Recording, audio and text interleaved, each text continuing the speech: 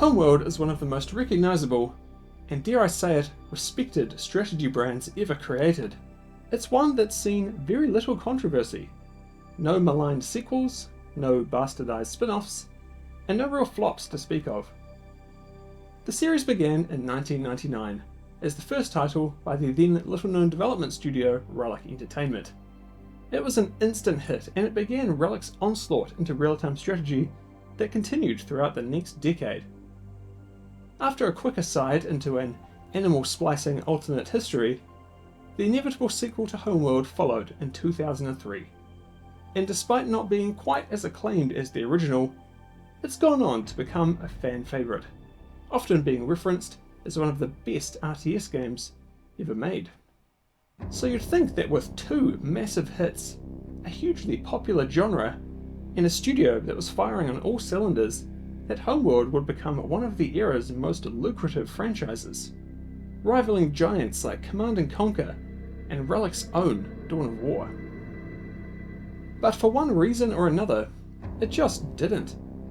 While the community kept the game going strong with a massive swath of modding projects and a decent player base, Homeworld began and ended within 5 years, with only 2 mainline games and 1 expansion.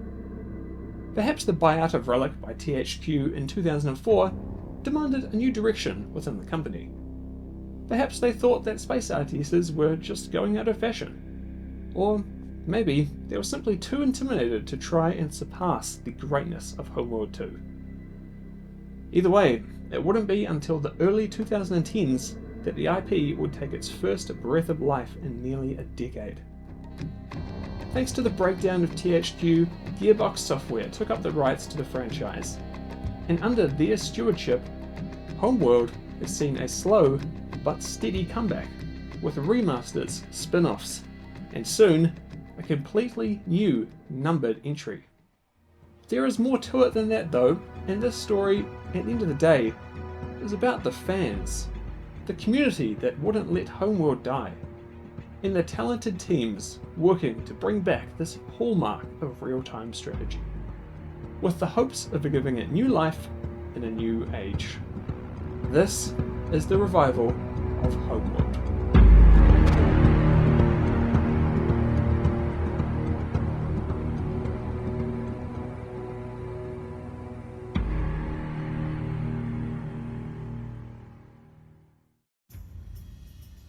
Take yourself back to 1997. It's the year of Harry Potter, Titanic, and Relic Entertainment. Founded by 7 people in Vancouver, Canada, it wouldn't be long before the new company on the block made a name for itself. After securing a publishing deal with Sierra, apparently by simply showing 2 whiteboard presentations with no game demo to speak of, Relic would have the core of Homeworld 1 developed within just 18 months. Leaving another 8 for polish, testing, and last-minute additions. It obviously launched to massive acclaim, securing countless awards, and setting all eyes upon Relic to see what they would be doing next. Having a company's first game be such a hit was no small feat, especially considering Relic's founder, Alex Garden, wasn't some seasoned strategy game veteran with years of experience. In fact, he'd only worked in game development for 5 years or so, with his most recent experience being from a 2-year stint at EA Canada, creating a baseball game. Rounded back to the mound. He left that job to found Relic, with the specific intent on creating Homeworld. Though not as an RTS, Homeworld actually began as a space combat simulator. However, soon into development, the team realised that a real-time strategy game would be the ideal medium to realise their vision. Whether it was down to their talented team, having fresh eyes in which to view the strategy genre, dumb luck, or, more likely, a mix of the three, Relic was able to bring huge innovations to the RTS genre at the time, with a breadth of unique and interesting mechanics that changed real-time strategy forever. The immense scale, 3D movement, and unit variety were all features that caused a stir in both the game's pre-release hype cycle, where people wondered how they could pull it off, to the post-launch fervour, where people wondered how they pulled it off. 1 year later, while not developed by Relic, an expansion would be released by publisher Sierra. Then titled Cataclysm, but now officially called Emergence, thanks to an IP issue with Activision Blizzard, it also received critical acclaim, albeit not quite to the level seen by the original. It wasn't until the game's true sequel in 2003 that Relic would take the reins for the series once again. 4 years later, in September of 2003, Homeworld 2 would continue the legacy Relic had begun.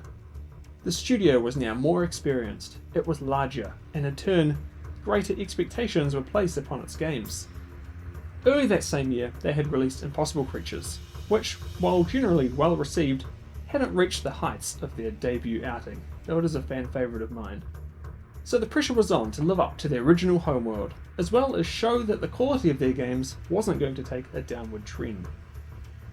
Homeworld 2 brought several changes and enhancements to the formula that they'd established 4 years earlier. Factions were now a lot more asymmetrical than before. The graphics and audio were vastly improved upon, and the AI was altered to varying levels of success. Unfortunately though, most will agree that the story is inferior to that of the first game.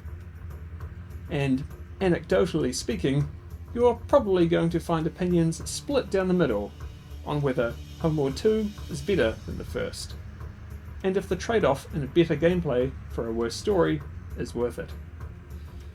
Like the first game, Sierra Entertainment published the sequel as they owned the rights to the franchise, which is how they were able to contract a different developer to work on Relic's original IP, the Cataclysm. For those unaware, game publishers often own the intellectual property of the games they publish as part of the deals they make to fund their development, meaning no one is legally allowed to make a game in said series without that publisher's direct approval. That's why we'll likely never see another Supreme Commander game, because Square Enix owns the IP as part of their deal with then Gas-Powered Games to fund the Supreme Commander 2, and they don't seem interested in doing anything with it. And it's for that reason that the future of Homeworld looked so bleak after Homeworld 2's release, as less than a year later, Relic had been acquired wholesale by THQ, leaving the IP rights back in the hands of Sierra. And all was quiet on the Higaran front for years. Other burgeoning franchises from Relic, like Dawn of War and Company of Heroes, were seeing massive success. So the thought of them somehow doing a Homeworld sequel seemed outlandish, to say the least. That was until THQ bought the rights to the series surprisingly in 2007, making for the ideal conditions to bring the series back. 3D RTS was booming at the time. Major series were seeing the most success they'd ever had. Relic was firing on all cylinders again. It couldn't be a better time. But nothing happened. Everything had been lined up, the pieces were on the board, but silence. Whether anything was planned, we won't know. If there were plans, there clearly wasn't enough time or intent to act on them before THQ themselves would declare bankruptcy 6 years later in 2013, resulting in a fire sale of all their IPs and studios to the highest bidders. Relic and Warhammer 40k went to Sega. Volition and Metro went to Koch Media. THQ Montreal to Ubisoft. Turtle Rock and Evolve to Take-Two. And to Gearbox went Homeworld.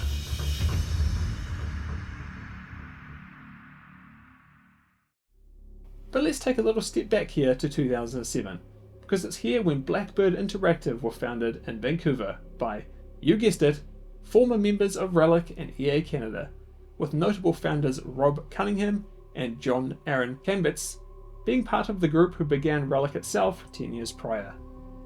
And their first game? A spiritual successor to Homeworld, titled Hardware Shipbreakers. Very early in the game's development, Blackbird had approached THQ to try and make something happen with their new game, and the Homeworld IP, as they were still owners of it at the time. However, these talks went nowhere. Back now to 2013, BBI are still working on the spiritual successor, and the rights to Homeworld just got picked up by Gearbox. BBI had also tried to bid for the IP, but they were ultimately outclassed by Gearbox and their far deeper pockets. But despite that, Gearbox were clearly a lot more interested in actually doing something with the Homeworld license than THQ were, because Blackbird were able to successfully pitch Gearbox their officially licensed Homeworld prequel as a partnership between the two companies. And so, Blackbird Interactive retooled hardware shipbreakers into Homeworld shipbreakers. And 3 years later, nearly a decade since BBI's founding, the title finally released as Homeworld: Deserts of Kharak.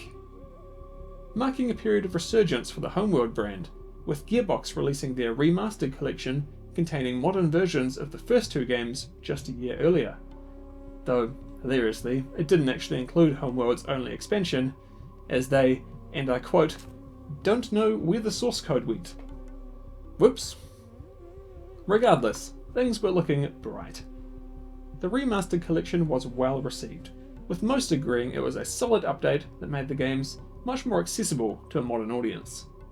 Though there of course were some complaints, most of which focused on changes made to the original game to bring it a bit more in line with the sequel, as well as overall adjustments to both that came with the new engine. Oh, and the bugs at launch, we can't forget those. Still, it scored and sold well, and that, combined with Deserts of Kharak's relative success, were clearly enough for Gearbox and Blackbird to get back into a room together and discuss what the future of this beloved series would look like. Our first hearing of Homeworld 3 was in 2019, but what we saw wasn't gameplay or a slickly animated trailer from Blur Studio, but the announcement of a hybrid crowdfunding investment campaign on Fig, despite the project already been fully paid out by Gearbox.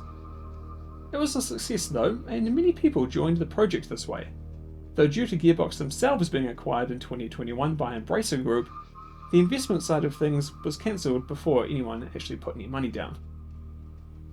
What came along with Homeworld 3's announcement was its first trailer, and information about the team behind the project. For those in the know, it was likely not much of a surprise.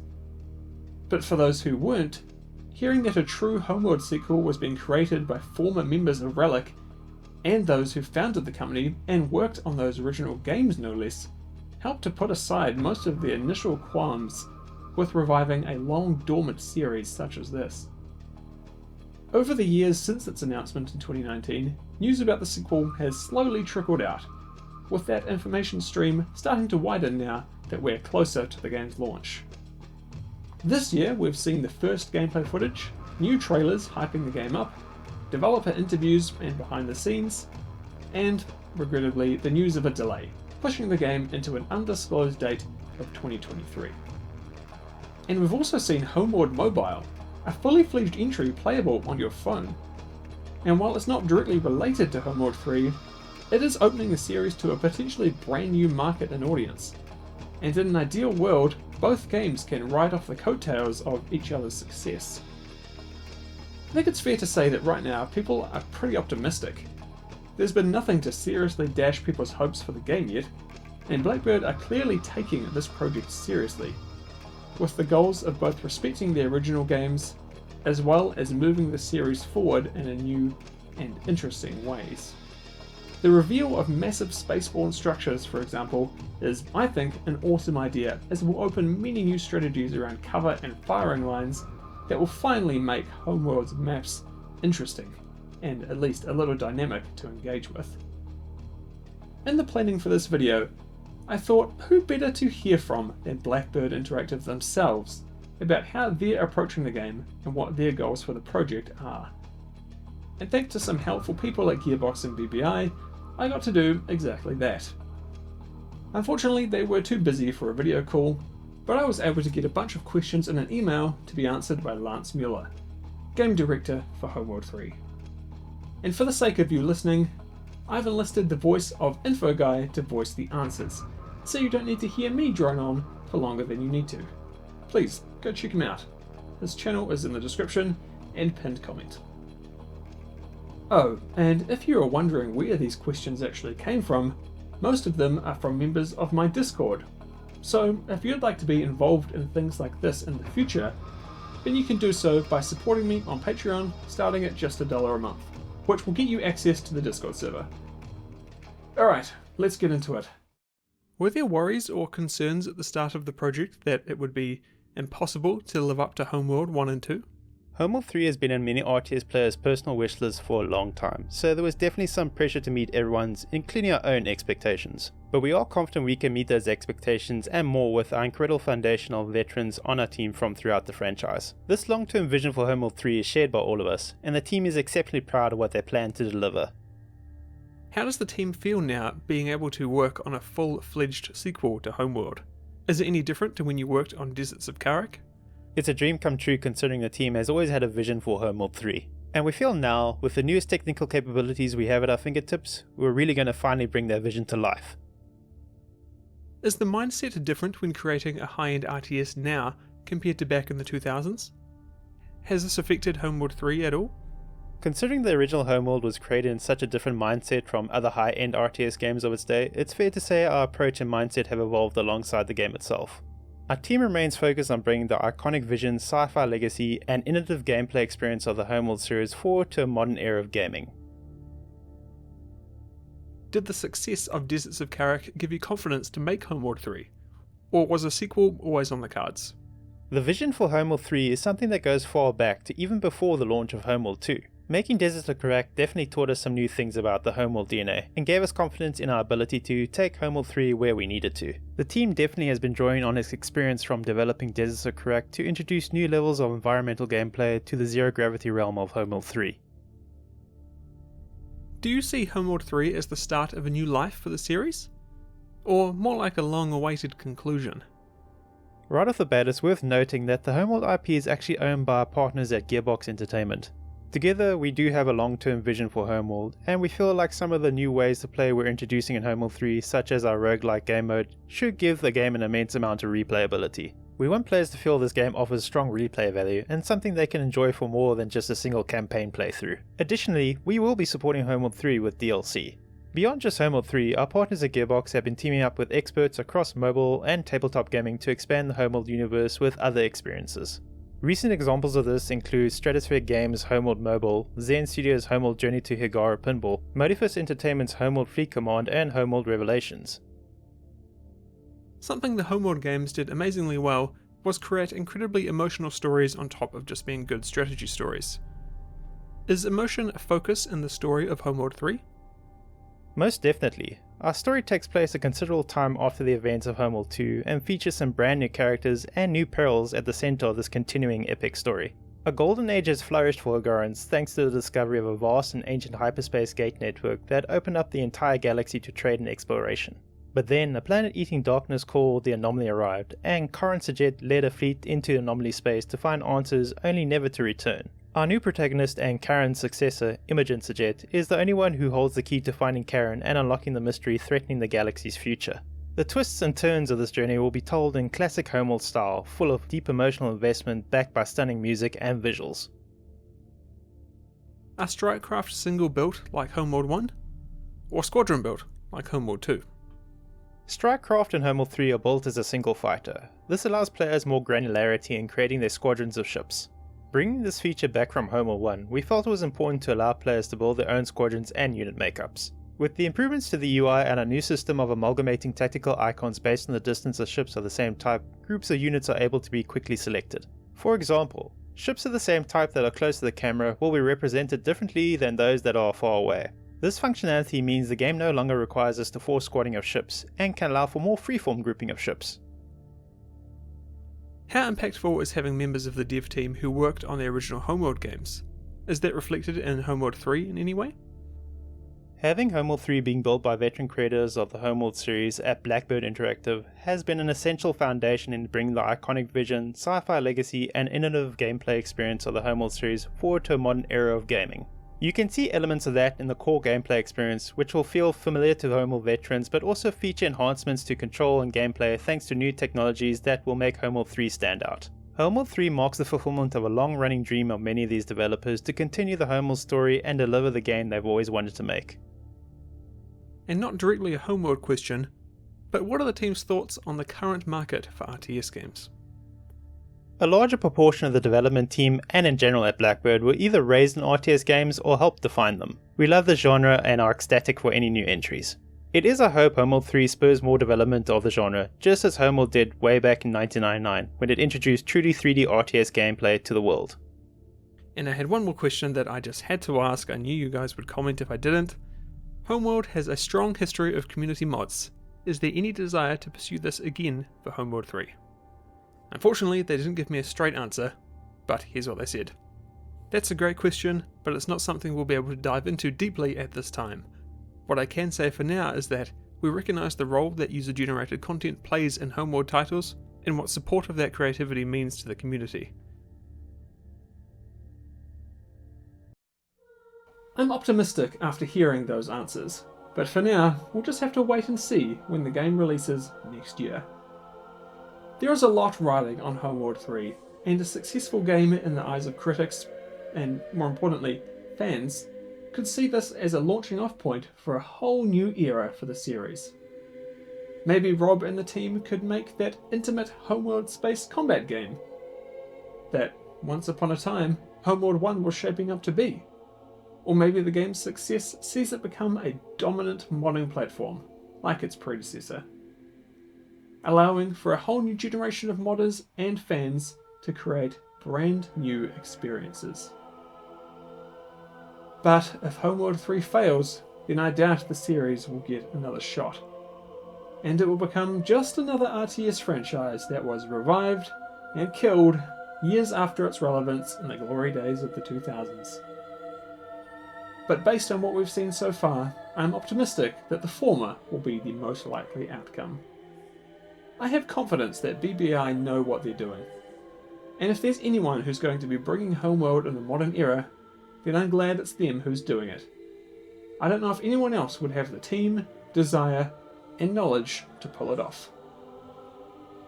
I'll be reviewing Homeworld 3 when it launches next year, so subscribe to the channel if you'd like to catch that video as soon as it goes live. And if you'd like to support me and what I do here, then you can do so on Patreon for as little as $1 a month, which, like I said, comes with access to the community Discord, where we play games and hang out, talk about games, talk about other stuff. And there's often other random things in there too, like free game codes, and the opportunity to contribute to videos like the questions to Lance today. If you sign up, you'll join legends like Eero, Crizzy218, George Rain, Jack Walsh, Nutty Jawa, T-Edits, Crispy Robo Chicken, XV204, who is a new YouTube member, thank you very much, Dekayo, David DeBollier, Wintendo, Bad Ghosts, who told me not to shout him out because he's a fellow YouTuber, but look, I gotta shout you out, and go check out his stuff if you're interested. And Ludwig Pervertoni, who supports me at the Paladin tier. As always, thank you very much. And a big thanks to all of you who support me, both on Patreon and on YouTube. Your support allows me to make videos like this one. Buying the CRT monitor, the mouse and keyboard in the old computer was a good few $100s, and your contributions go directly to the channel in making purchases like that one. Thank you very much for watching, and I will see you all next time.